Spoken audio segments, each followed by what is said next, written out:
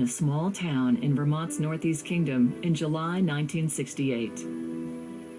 I think Vermonters had always felt themselves somewhat apart from the racial tension that was very much going on in the country at large before that and during that time.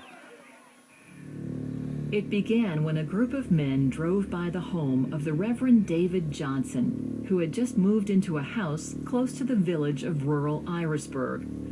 Johnson had come from the West Coast with his family to head up a church in the area.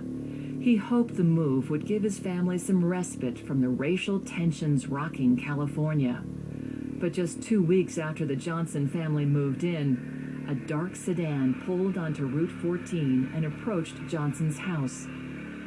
As the car rolled slowly by, a figure in the rear seat pushed a shotgun out of the window and opened fire.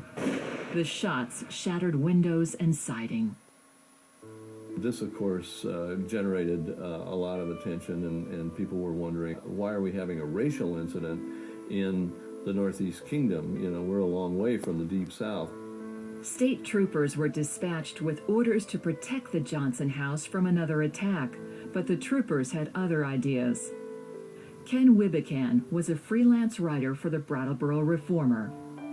He was in the house being protected, theoretically, by the state police. They were keeping other people from coming by and shooting at him again, and that was the only reason they were there, was because he had been fired upon. All of a sudden, the next thing you hear is that some state policeman had accused him of committing adultery with this white house guest of theirs. Johnson was charged with adultery, an old statute rarely enforced by the state. His hearing was held here in Newport. Rutland Herald reporter Howard Coffin remembers a tense exchange when a student was asked to testify about what the accusing officer said about the incident.